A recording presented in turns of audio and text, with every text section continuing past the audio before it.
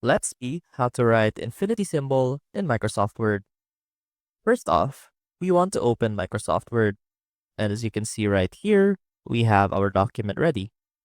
Now to type in an infinity symbol using Microsoft Word functions, simply head on over to the Insert tab.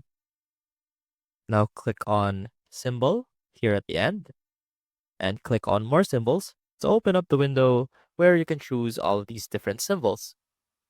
Now to look for infinity, make sure that you are the mathematical operator subset.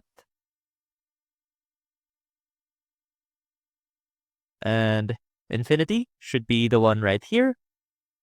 And simply click on Insert to type that into your document.